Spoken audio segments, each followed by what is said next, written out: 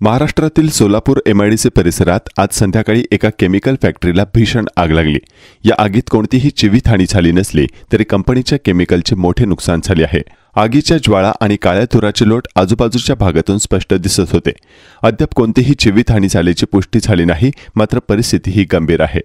तुलजाई केमिकलच्या storage युनिटमध्ये ही आग लागली आहे। स्थानिक प्रशासनाच्या माहितीनुसार आग दुपारी 4 वाजण्याच्या सुमारास लागली आणि जोरदार वाऱ्यामुळे ती झपाट्याने पसरली।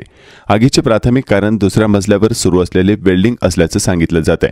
सोलापूर आणि आसपासच्या भागातून किमान 8 ते 10 अग्निशमन गाड्या घटनास्थळी दाखल झाले असून आग विझवण्याचे प्रयत्न सुरू आहेत।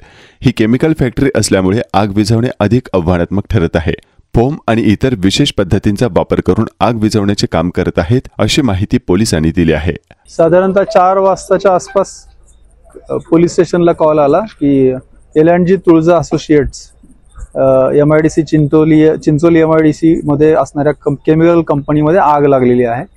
त्या अनुषंगाने पोलीस घटनास्थळी पोहोचले तर इथे मोठ्या प्रमाणात आग लागली होती आणि फायर ब्रिगेडच्या गाड्या येत आहेत।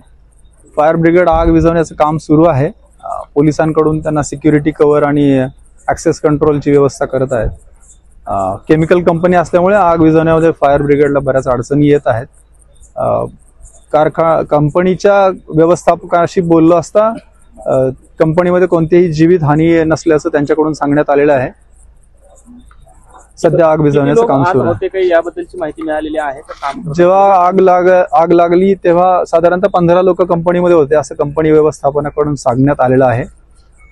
त्या प्रत्येकाला आम्ही सगळ्यांची नावं घेऊन, सगळ्यांचे मोबाईल नंबर घेऊन त्या प्रत्येकाला आम्ही कॉल करून व्हेरीफाय केलेले। All of them are safe. किती वेळ ही आग सुरू राहू शकते का अंदाज? फायर ब्रिगेडचे अधिकारी काम चालू आहे। केमिकल इंडस्ट्री आहे खरं तर आसपास आजूबाजूला गावं आहेत, त्या गावांना काही धोका असल्याचं काही फायर इंडस्ट्री फायर ऑफिसर कडून असं काही सांगण्यात आलेलं नाहीये की आजूबाजूच्या लोकांना किंवा आजूबाजूच्या कंपन्यांना काही धोका नाही असं प्रायमरीली त्यांच्याकडून सांगितलं। किती एरिया साधारणपणे बंद करण्यात आलेले? आजूबाजूची वाहतूक किंवा घरं असतील किंवा कंपनीच्या आजूबाजूच्या सर्व रोड बंद केलेत आणि आम्ही ऍक्सेस कंट्रोल। आसपासच्या कंपनीला काही धोका आहे काय?